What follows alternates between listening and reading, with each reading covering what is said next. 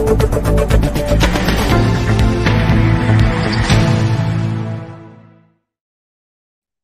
वालेकुम ख़वातीन हज़रात, मैं हूं इसरार अहमद कसाना।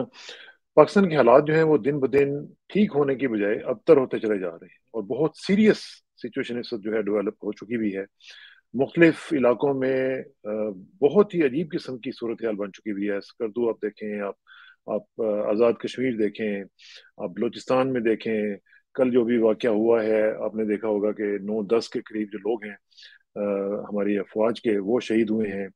ये जो सूरत हाल है ये किस तरफ जा रही है और इसको ठीक करने के लिए क्या किया जा रहा है और क्या किया जा सकता है, इसका जरा तजिया करेंगे। और अभी आपने देखा कि चौधरी परवेज इलाही साहब के साथ क्या हुआ है, ओन अब्बास बपी जो हैं उनके साथ क्या हो गया है और किस तरीके से मामला को हैंडल किया जा रहा है। सदर के साथ मुबैना तौर पर मुलाकात की बातें आ रही हैं, आर्मी चीफ की और DGI की। तो इसका भी जरा तजिया करने की कोशिश करेंगे कि ये हो क्या रहा है और किस तरह इसको सिचुएशन को ठीक किया जा सकता है। इन तमाम उमूर पर गुफ्तगू करने के लिए हमारे साथ मौजूद हैं सलमान नाबिद साहब, सीनियर सहाफ़ी हैं, हमारे दोस्त हैं, उनसे बात करेंगे। सलमान भाई, अस्सलाम वालेकुम जी। वालेकुम सलाम इसरार भाई। बहुत शुक्रिया सलमान भाई।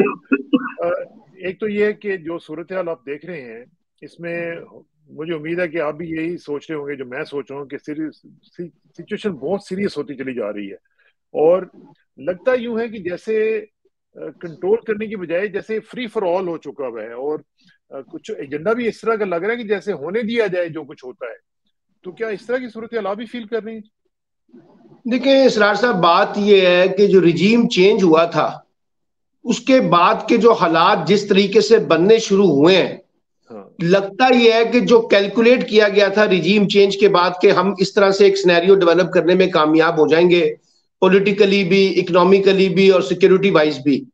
और जो हमने जिस अंदाज से प्लान किया है उसी अंदाज के मुताबिक रंग भरने में कामयाब हो जाएंगे। अब नतीजा ये निकला है कि वो सारा स्क्रिप्ट जो है इस वक्त नाकामी से दो चार है, चाहे वो सियासत का हो, चाहे वो मईशत का हो, चाहे वो सिक्योरिटी का हो, चाहे वो आपके इंस्टीट्यूशन का हो। यानी अब आप देखिए ना कि आज हम जहां खड़े हैं वहां मसला महज ना मालियात का रहा, ना सिक्योरिटी का रहा, ना सियासत और जमहूरियत का रहा, बल्कि जो सबसे बड़ी सुप्रीम है वो आइन जो है वही सबसे बड़ा क्वेश्चन मार्क बन गया पाकिस्तान के अंदर, जो पूरे पाकिस्तान को जोड़ सकता था, जो पूरे पाकिस्तान को इंटैक्ट रख सकता था और जिसके ऊपर सबका यकीन है कि जनाब हमें कॉन्स्टिट्यूशनल फ्रेमवर्क में बैठ के काम करने की जरूरत है। अब जो कुछ हो रहा है वो कॉन्स्टिट्यूशन से अबव हो रहा है, क्योंकि हमने अपनी ख्वाहिशात के मुताबिक जो मीनार बनाए थे वो धड़म से नीचे गिरे हैं। अब आप देखिए ना, कितने बड़े बड़े दावे किए थे शहबाज शरीफ साहब की हुकूमत ने और हमारी इस्टेब्लिशमेंट ने कि मईशत जो है वो एक दुरुस्त ट्रैक के ऊपर चल पड़ी है।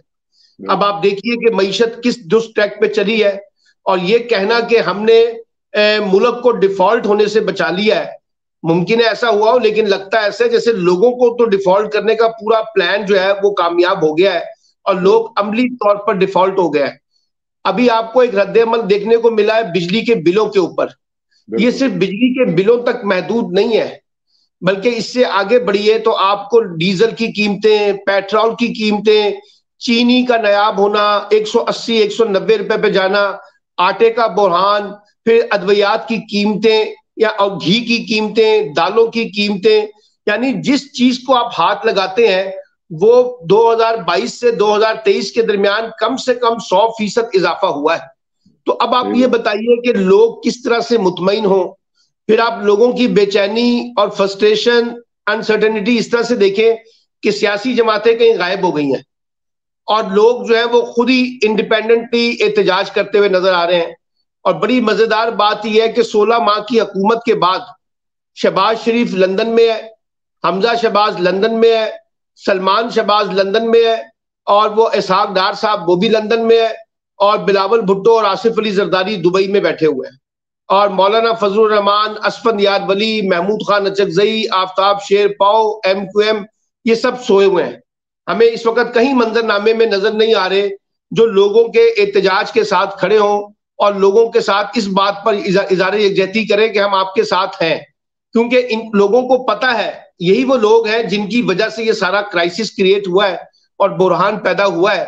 फिर आप देखिए कि मजाक किस तरह से उड़ाया जा रहा है। जो निगरान वजीर आजम है वो ये कहें कि जनाब महंगाई इतनी नहीं है जितनी दिखाई जा रही है, बिजली का बुरहान इतना नहीं है जितना मीडिया ने पैदा कर दिया है, या ये कि लोग अगर पाकिस्तान छोड़ रहे हैं तो क्या फर्क पड़ता है, या वजीर इत्तलात ये कहें कि जनाब अगर लोग एहतजाज कर रहे हैं तो क्या इससे बिजली के बिलों की कीमतों में कमी आ जाएगी। यानी फिर एक तरफ मजाक हमें नजर आता है सारा का सारा। तो मैं तो मजमूई तौर पे ये कहता हूं कि जो सिनेरियो जिसने भी ड्राफ्ट डेवलप किया था वो धर्म से नीचे गिरा है। अब मसला ये है कि उसका मुतबादल ढूंढना कैसे जाए। अब मुतबादल तो देखिए एक ही रास्ता है, वो ये है कि आप बर वक्त इंतखाबात का रास्ता इख्तियार करें और एक मुनसिफाना और शफाफ इंतखाब करा के एक आने वाली क़यादत को मौका दे जिसके पास 5 बरस हो और वो इन मसाइल को लीड करती हुई नजर आए। लेकिन मसला ये है, उस पर भी हमारे तजादात हैं। हमें इलेक्शन ऐसा चाहिए जो हमें अपनी मर्जी का नतीजा दे सके, अपने मर्जी के नताइज मिल सके, लेवल प्लेइंग फील्ड का फैसला हम करें। तो वो जो इंतखाबात वाली बात है, अगरचे बाहर से बहुत प्रेशर आया है और इस वक्त हम देख रहे हैं कि कहा जा रहा है कि इंतखाबात को हर सूरत करवाया जाए, उसकी एक और वजह भी है। अब ये सिर्फ बाहर का प्रेशर नहीं रहा, बल्कि अंदर जो फैसला करने वाले हैं उनके अंदर भी एक कॉन्ट्राडिक्शन पैदा हो गया है कि हम अगर इलेक्शन से आगे जाते हैं तो ये जो केयर टेकर है, जिनको हमने समझा था कोई जादू की छड़ी होगी, वहां से तो कुछ नहीं निकला, वहां तो बेबसी हुई। यानी आप पाकिस्तान की कौमी खुद मुख्तारी का अगर एक नुक्ता समझना चाहें कसाना साहब, तो वो ये है कि हम बिजली के बिलों में लगे हुए टैक्सेस नहीं छोड़ सकते क्योंकि उससे IMF नाराज हो जाएगा। और जो हमें चीजों को जिस तरीके से डील करना है उसमें हमने अपनी बेबसी का इजहार फरमा दिया है कि अगर IMF आपको रियायत देगा तो हम रियायत दे देंगे। ये है पाकिस्तान की खुद मुख्तारी, ये है पाकिस्तान के फैसलों की सलाहियत करने की जो पोजीशन है। इसलिए मुझे लगता है कि एक तजाद आ गया है।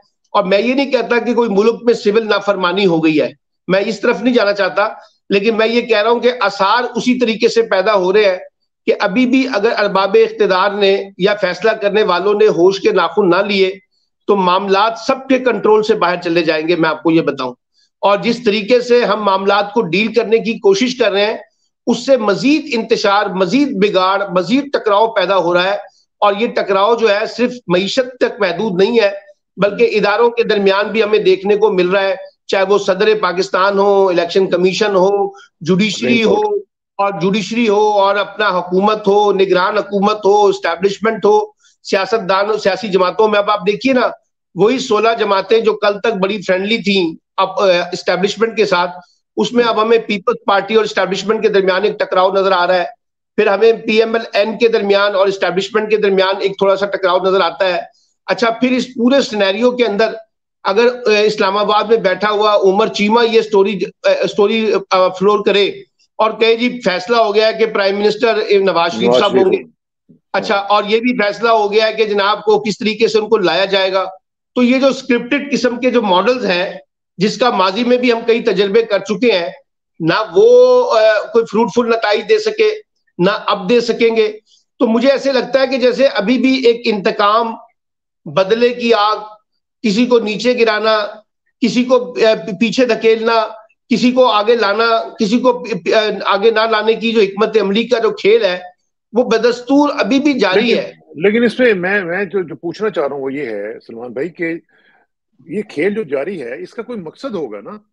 इसका मकसद क्या है? कोई मकसद मतलब या तो ये है कि जी स्टेबिलिटी आ जाएगी, इमरान खान को निकाल दिया, उसकी PTI को अब तबाह बर्बाद करके रख दिया, कोई मकसद होगा, उसका मकसद कोई अचीवमेंट उसकी होगी, कब होगी कोई हमें नजर नहीं आ रहा है। ऐसा लग रहा है कि जैसे फ्री फॉर ऑल है, जो मर्जी उसका एक ऑब्जेक्टिव है कसाना साहब, उसका एक ऑब्जेक्टिव ये था कि हमने इमरान खान को और PTI को ऐसा सबक सिखाना है कि कोई दोबारा जो है ना वो इस तरह से सर ना उठा सके। अब मसला यह है कि वो मामला जो है वो हल होने की बजाय और बिगाड़ का शिकार हो गया है। अगर वो हल होना होता तो उसका एक बड़ा ताल्लुक ये था कि हुकूमत, रियासती निजाम डिलीवर कर रहा होता ना। अगर ये डिलीवर कर रहा होता तो लोगों में बेचैनी और फ्रस्ट्रेशन कम होती। एक तरफ तो यह है कि इमरान खान की पॉपुलैरिटी है और दूसरी तरफ यह है कि डिलीवरी नाम की कोई चीज एग्जिस्ट नहीं कर रही, तो वो उसका एक रद्द अमल जो है वो तो उल्टा पड़ गया है।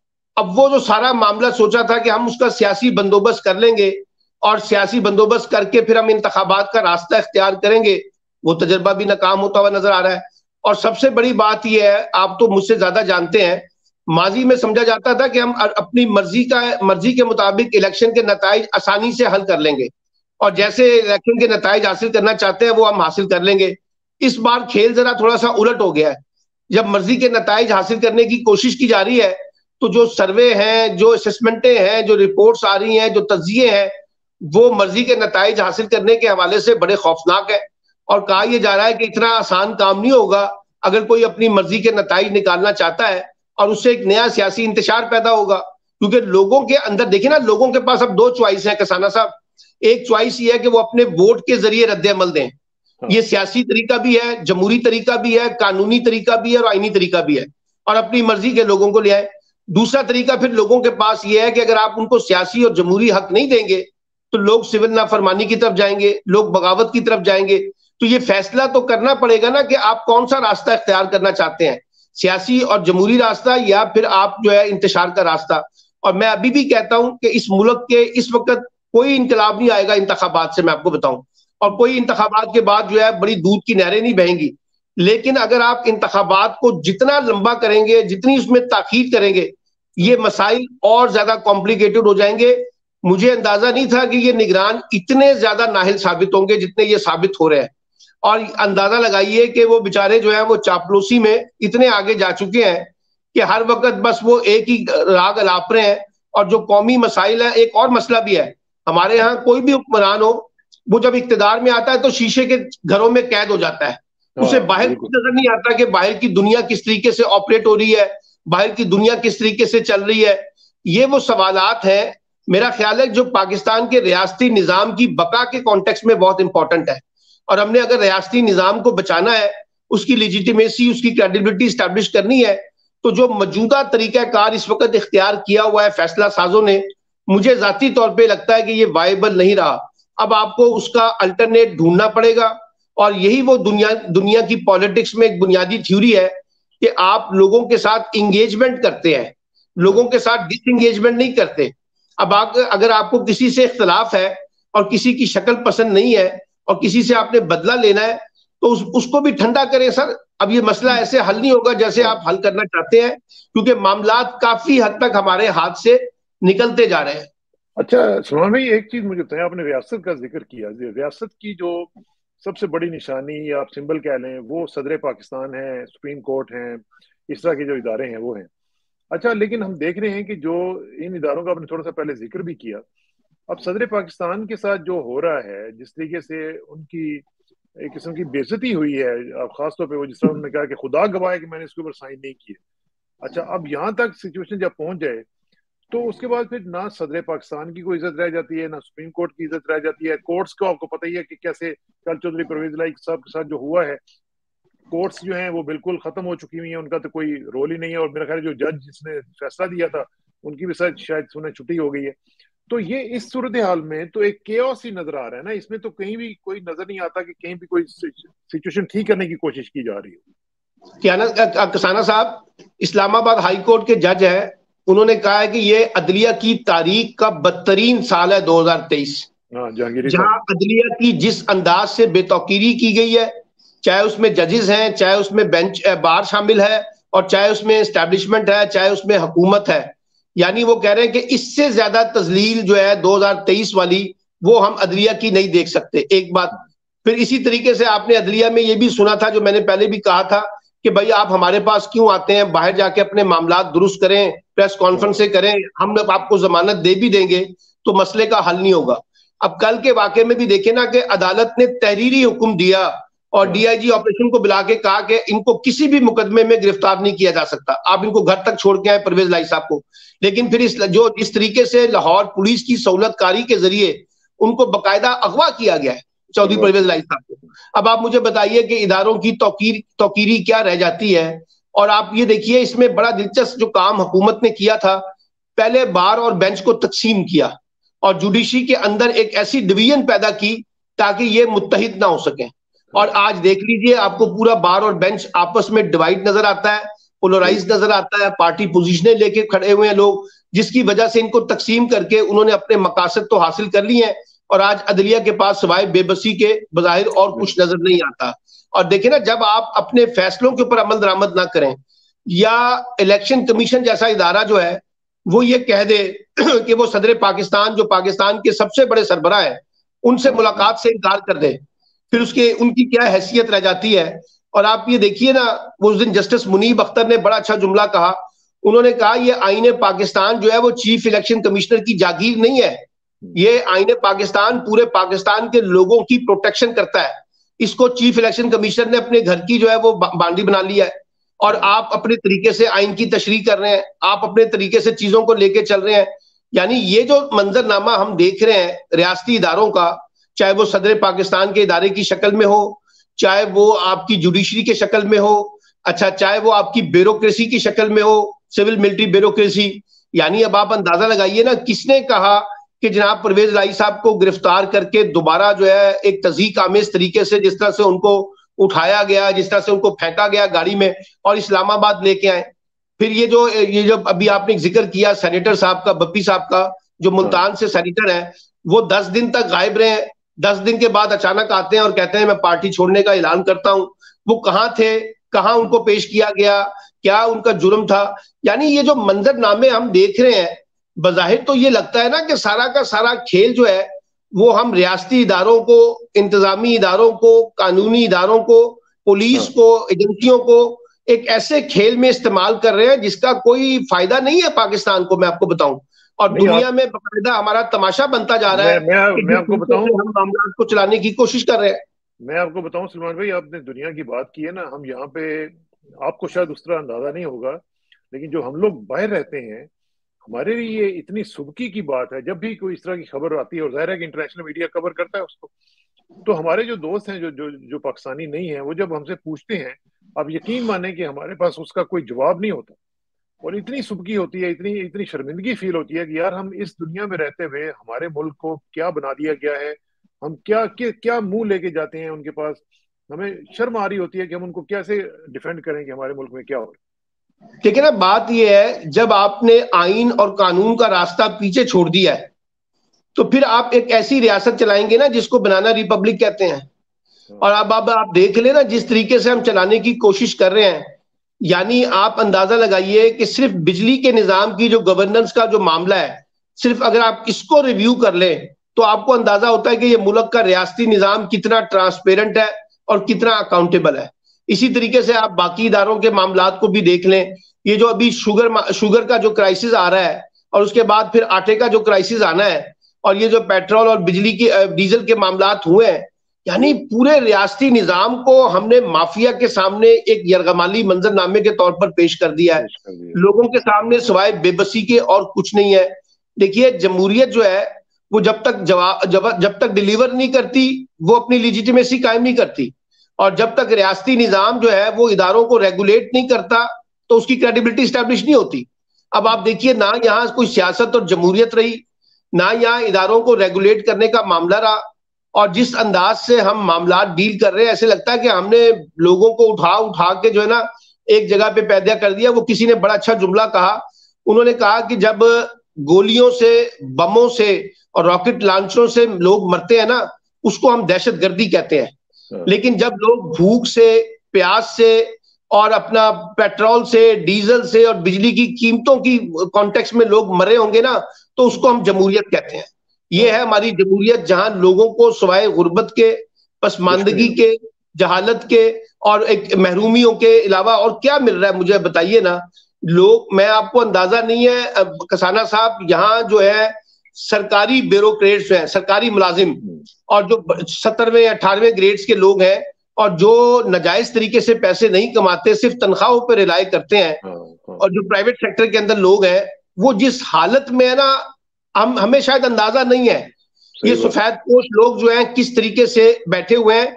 अब हालत ये है कि रोजाना की बुनियाद पे कई ऐसे लोग आपके पास आते हैं जो रोना शुरू कर देते हैं, और जब वो रोना शुरू कर देते हैं तो फिर वो कहते, अभी कल एक वाकया मैंने रिपोर्ट किया कि जनाब एक बच्चा गया, उसने कहा कि सर मुझे 3 किलो आटा मुझे मुफ्त दे दें। उसने कहा कि आटा आपको नहीं मिल सकता। उसने कहा मेरी माँ बीमार है, घर में हमारे पास खाने को कुछ नहीं है, आप 3 किलो आटा दे दें। जब उसने आटा देने से इनकार किया तो वो वहां से आटे का थैला लेके भागने लगा, तो दुकानदार ने उसको पकड़ लिया और पकड़ के जो है ना उसको बांध दिया और उसको मारा पीटा। अब आप मुझे बताइए 3 किलो आटे की चोरी, ये कोई फितरी अमर नहीं है? यानी कोई लोग शौक से नहीं कर रहे हैं। जब लोगों के घरों के चूल्हे आप बंद कर देंगे और ऊपर से आप उनका मजाक भी उड़ाएंगे बकायदा, कभी कहेंगे कि सादगी इख्तियार करें, कभी कहेंगे कि लोग खुद चोर हैं, कभी कहते हैं कि लोग जो है वो ऐसे हैं, फिर आप उनका जब मजाक उड़ाएंगे तो फिर उसके ऊपर तो और मजीद जल्ती के ऊपर से तेल छिड़कने वाली बात है ना। तो मैं ये कहता, अब इसमें मसला क्या है? मसला ये है कि आपका पूरा सियासी निजाम क्वेश्चनेबल हो गया। किसी के पास कोई डिलीवरी का प्रोग्राम ही नहीं है, चाहे वो पुरानी इलेक्टेड गवर्नमेंटें हो और चाहे वो आज के निगरान सेटअप हो। यानी आपके पास कोई रोड मैप तो होना कि मैं कहूं यार ये जो परेशानी है ये 4 दिन की है, इसके बाद खुशहाली आएगी, ये पॉलिसियां जो है ना हमें आगे की तरफ लेके जाएंगी। अब हमारा मीडिया भी जो है, हमारा मीडिया भी तो नहीं कुछ भी दिखा रहा ना। देखे ना हमारा जो मीडिया तो पहले मीडिया की तो हालत ये है ना सर, 2 साल मीडिया पहले की तो जब इमरान की हुकूमत थी तो वो चुप ही नहीं होते थे, हर वक्त महंगाई महंगाई महंगाई की रोना, और अब पता नहीं कहाँ चले गए ये सब लोग। अब देखे ना मीडिया पे 2 तरह के कंट्रोल है। एक कंट्रोल तो यह है कि एस्टेब्लिशमेंट ने बहुत सी चीजों को दबा दिया है, और दूसरा कंट्रोल यह है कि पैसा बहुत लगा दिया गया है और इतनी पोलराइजेशन थी मीडिया के अंदर कि भाई ये चीजें अब आपने दिखानी नहीं है। आप अंदाजा लगाएं, लोग तो अब सोशल मीडिया देखते हैं सर, लोग अब सोशल मीडिया के जरिए जाना पसंद करते हैं। मैं टॉक शो करता हूं, मैं आप जैसे लोगों के साथ प्रोग्राम करके ज्यादा कंफर्ट फील करता हूं, बात अपनी पूरी करता हूं।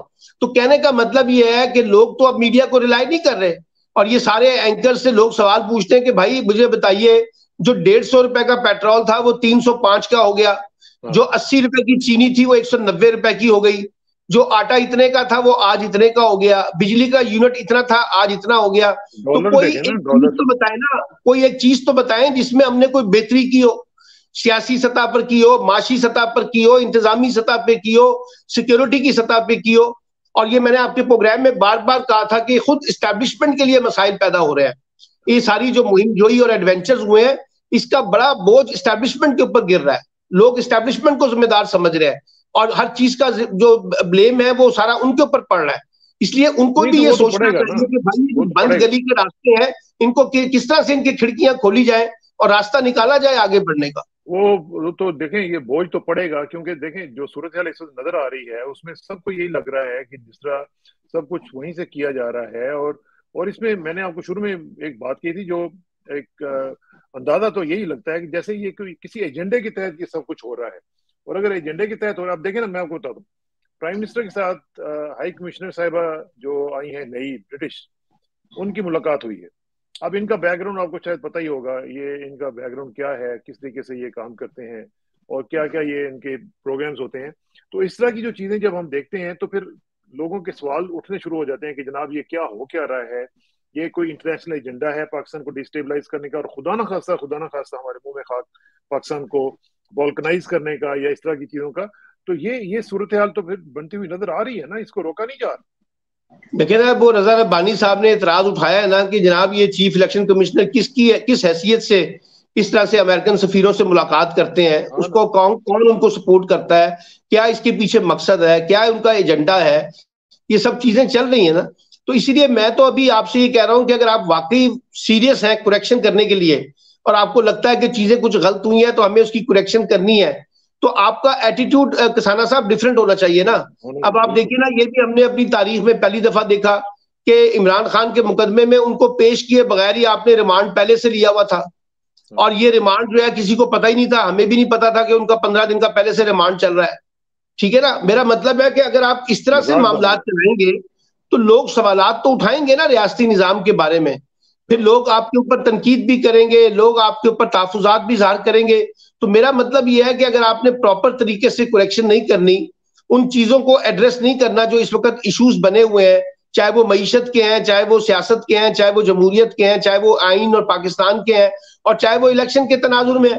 अब सब कह रहे हैं कि जी इलेक्शन की तरफ जाना चाहिए, लेकिन सवाल यह है कि इलेक्शन की ट्रांसपेरेंसी कैसे मेंटेन होगी। मैं तो आपको पहले कह चुका हूं, ये इंतखाबात से पहले मुतराजा होते जा रहे हैं। फिर सियासी जमातों के तजादात देखें, एक तरफ आप जाके मुश्तरका मफादाती काउंसिल में इलेक्शन को डिलेइंग टैक्टिक्स खेलते हैं, फिर बाहर आकर दूसरी तरफ आप ये कहना शुरू कर देते हैं कि जनाब इलेक्शन वक्त पे होने चाहिए। और ये जो इस वक्त पीपल्स पार्टी के ऊपर जो अताब आया हुआ है सिंध के अंदर, और जिस तरह से उन्होंने चीजें सोची थी वो चीजें हो नहीं रही, तो उनके अंदर भी फ्रस्ट्रेशन नजर आ रही है। और यही फ्रस्ट्रेशन है कि बिलावल भुट्टो साहब और जरदारी साहब दुबई में बैठे हुए हैं और अपने मामला वहां से चलाने की कोशिश कर रहे हैं। ये जो सदर के साथ होती तो वो पाकिस्तान में होती ना जी। सदर के साथ जो मुलाकात की बात हो रही है मुबैना तौर पर आर्मी चीफ की और DGISA की भी, इसकी कुछ इतलात हैं, और अगर हुई है तो उसका क्या मकसद हो सकता है? देखिए एक ही मकसद है, और मकसद ये है कि अब इस जलती हुई जो इस वक्त आग है और ये जो जलते हुए मसाइल है ना, इनके ऊपर चीजों को कैसे कूल डाउन किया जाए। अब ये बात मैं बार बार तो करता हूं और बहुत से लोग समझते हैं कि शायद इसकी पसे पर्दा ये बात है नहीं, लेकिन मुझे पता है, कुछ इंफॉर्मेशन भी है, कहीं ना कहीं किसी ना किसी तरीके से चीजों के अंदर निगोशिएशन ढूंढने की कोशिश की जा रही है और रास्ता निकालने की कोशिश की जाती है, लेकिन अना और जिद और वो जो मुकाबलाबाजी है वो आड़े आ जाती है। लेकिन सबको पता चल रहा है कि जनाब अगर कोई रास्ता निकालना है तो कोई बातचीत करके ठंडा होके जो है ना मामला निकालना पड़ेगा। उसमें परवेज इलाही साहब को भी शामिल करें, उसमें इमरान खान को भी शामिल करें, उसमें सदर पाकिस्तान भी शामिल हो, शाह महमूद कुरैशी को भी इंगेज करें, ताकि किसी ना किसी तरीके से ये जो PTI का जो मामला है इसको भी तो कूल किया जाए ना। क्योंकि अगर आपने सिस्टम की क्रेडिबिलिटी बनानी है और इलेक्शन की लेजिटिमेसी बनानी है और इलेक्शन को मीनिंगफुल बनाना है तो फिर आपको इन लोगों के साथ डायलॉग करना पड़ेगा, इसका अलावा कोई रास्ता नहीं है। मैं आपको बताऊं, अगर आप समझते हैं कि जनाब हम बड़ी आसानी से इनको बाहर निकालकर एक बड़ा शानदार किस्म का मीनिंगफुल और पब्लिक एक्सेप्टेंस के साथ इलेक्शन बना लेंगे, वो नहीं बनेगा। और अगर आप इलेक्शन देखिए ना, बड़ा इंपॉर्टेंट सवाल है। सवाल यह है कि अगर आप लोगों को देखकर फैसला करेंगे कि हमने इलेक्शन कराना है या नहीं कराना, ये तो बड़ा डायलेमा है। अब आप देखिए हमारे ये जो चल रहा है नैब वाले तरामीम के हवाले से जो सुप्रीम कोर्ट में चल रही है, ये सारा का सारा पर्सन स्पेसिफिक लॉ था ना जी। एक मखसूस लोगों को हमने फायदा पहुंचाना था, इस वजह से हमने वो सारी तरामीम की है। तो अगर आप लोगों को देखकर उनकी हमायत या मुखालफत में तरामीम करेंगे, लॉ बनाएंगे, कानून साजी करेंगे, तो फिर वो मसाइल तो हल नहीं होंगे बल्कि मसाइल और ज्यादा कॉम्प्लिकेटेड हो जाएंगे। तो इसलिए मुझे लगता यह है, मैं तो किसी ब्लेम गेम में नहीं जा रहा। मैं आपके प्रोग्रामों में बार बार एक बात कहता हूं कि खुदारा खुदारा खुदारा इस मुल्क के मामलात पर रहम खाएं, इस रियासती निजाम पर रहम खाएं, इस मुल्क में रहने वाले लोगों के हालात पर रहम खाएं। आपकी जो लड़ाई है, जो ज़हनी टकराव आपका पैदा हो गया है, उसका नतीजा पाकिस्तान का रियासती निजाम और सियासी निजाम अपनी कमजोरी की शक्ल में दे रहा है। लोगों के अंदर बदएतमादियां बढ़ रही हैं, लोगों के अंदर एतमाद साजी जो होनी चाहिए थी वो नहीं रही है, और लोगों को लग रहा है कि ये सारा रियासती हुकूमती इदारा जाती निजाम जो है ये अवाम दुश्मनी पर मबनी है, इसमें अवाम के लिए कुछ नहीं है। तो भाई अगर आपने रियासत को मीनिंगफुल बनाना है तो लोगों के साथ खड़ा होना पड़ेगा, लोगों की चॉइसेस देखनी पड़ेगी, लोगों की ख्वाहिशात को आपने मेंटेन करना पड़ेगा। ये नहीं होगा कि लोग कुछ और सोच रहे हैं और हम उनके ऊपर आज 1970 की तरह की बात सोच के उन पर कुछ चीजें मुसल्लत करना शुरू कर दें और उनसे कहें कि बैठ जाओ तो लोग बैठ जाएंगे, खड़े हो जाओ तो लोग खड़े हो जाएंगे। अब शायद ये 2023 का पाकिस्तान जरा मुख्तलिफ पाकिस्तान है सर। इसके अंदर देखिए ना, ये जो इस्टेब्लिशमेंट को भी कई तरह के चैलेंजेस का सामना है। वजह यह है कि लोग अब उस तरह से बिहेव नहीं कर रहे जैसे 70s में करते थे। अब 2023 में लोग सवालात उठा रहे हैं। आप जैसे लोग इंटरनेशनल दुनिया में बैठ के प्रो पाकिस्तानी होकर इस तरह के सवालात उठा रहे हैं, तो इसका मतलब ये नहीं कि आप कोई मुल्क दुश्मन है, आप कोई वतन दुश्मन है, आपको बड़े मुल्क से कोई गद्दारी आ रही है। आपको भी ये दर्द है कि भाई इस पाकिस्तान को कैसे आगे चलाना है जो हमारा वतन है। अब हम क्या कर रहे हैं, उसके नतीजे में ओवरसीज पाकिस्तानियों को गालियां निकालते रहते हैं 24 घंटे, और हम उनको कहते हैं कि जी इनको पाकिस्तान का दर्द क्यों है, ये पाकिस्तान के बारे में सोचते क्यों है, ये सारे के सारे जो है ये अपना एजेंडा हम पे क्यों मुसल्लत करते हैं। तो इसलिए मैं ये कहता हूं कि ये जो हमने अपने माइंडसेट बना लिए है ना, और जो ज़हनी टकराव और ज़हनी तजादात और ज़हनी मुगालते जो हमने पैदा कर लिए हैं, खुदारा इससे बाहर निकले, दुनिया से सीखे, दुनिया कैसे आगे जा रही है सर, और हम कैसे आगे चलने की कोशिश कर रहे हैं। आखिर में सिर्फ ये मुझे बताएं कि इस वक्त आप ये समझते नहीं है कि इमरान खान जो कि कैदी नंबर 804 है, उसके साथ इस वक्त कोई ना कोई तरीका निकाला जाए बात करने का। अगर वो बात करने में कामयाब हो जाते हैं तो मेरा ख्याल है कि that is the only solution कि जो हमें इस वक्त इस सिचुएशन में से एक्सट्रिकेट कर सकता है।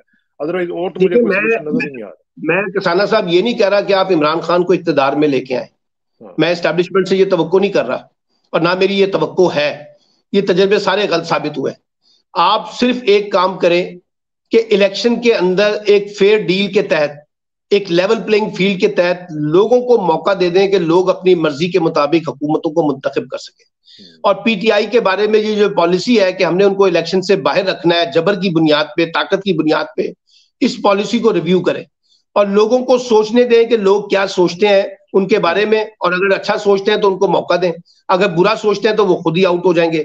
देखिए ना, जो जितनी बड़ी ताकत को अगर आप सियासी अमल से आउट नहीं करेंगे ना और गैर सियासी रवैया अख्तियार करेंगे तो उससे मसाइल पैदा होंगे। तो मैं तो बार बार एक बात कह रहा हूं कि भाई ये सिर्फ पीटीआई के साथ नहीं, सारे सियासी फरीक जो है 4 इश्यूज के ऊपर जो है ना निगोशिएट करें। इसमें एस्टैब्लिशमेंट भी शामिल है और इसमें सियासतदान भी शामिल है और जुडिशरी भी शामिल है। और वो 4 क्या है? नंबर 1, आपने कैसे फेयर ट्रांसपेरेंट इलेक्शन की तरफ जाना है और लेवल प्लेइंग फील्ड के तहत इलेक्शन को कैसे इंश्योर करना है।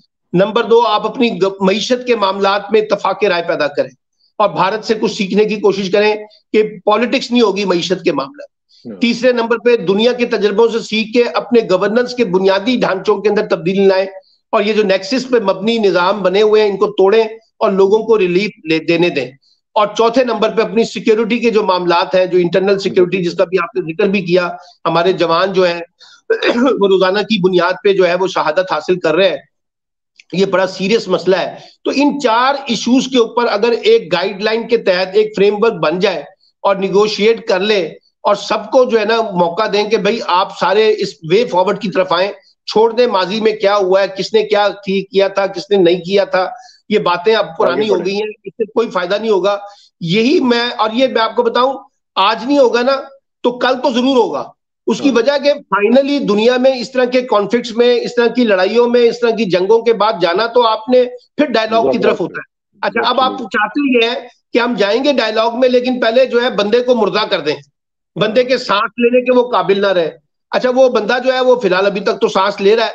अभी जो उनकी बहन अलीमा खान ने आके बाहर गुफ्तगू की है वो जाहिर करती है कि उनके असाब अभी भी मजबूत है, और जो बुकला ने आके उनसे गुफ्तगू की है उनका मैसेज भी बड़ा क्लियर है। तो मेरा मतलब है कि अब इसमें एक दूसरे के असाब और एक दूसरे को नीचे गिराने की बजाय ठंडे मिजाज से सोचें कि हमने पाकिस्तान को कैसे आगे लेके चलना है और उसके लिए डायलॉग का रास्ता इख्तियार करें। इमरान खान समेत सब उसका हिस्सा बनेंगे, इस्टेब्लिशमेंट के लोग भी हिस्सा बने और एक ऐसा फ्रेमवर्क बना लें जिससे पाकिस्तान का जेस्चर जो है वो एक पॉलिटिकल, डेमोक्रेटिक और पीसफुल पाकिस्तान के तौर पर एक गवर्नर के कॉन्टेक्स्ट में, गवर्नेंस के कॉन्टेक्स्ट में वायबिलिटी नजर आए। तो मैं समझता हूं कि पाकिस्तान का मसला फिर किसी ना किसी शक्ल में आगे की तरफ बढ़ सकता है। और अगर हम अपनी जिद पे कायम रहते हैं तो फिर मुझे तो जो हालात है वो इतने अच्छे नजर नहीं आ रहे, बल्कि लगता है कि अगर इलेक्शन हो भी जाए तो उसके नतीजे में भी फिर नए मसाइल पैदा होंगे। अल्लाह करे कि आपकी बात को सुन लिया जाए, उस पर अमल भी किया जाए। बहुत बहुत शुक्रिया सलमान भाई, इंशाल्लाह आपसे थैंक यू वेरी मच। अस्सलाम वालेकुम।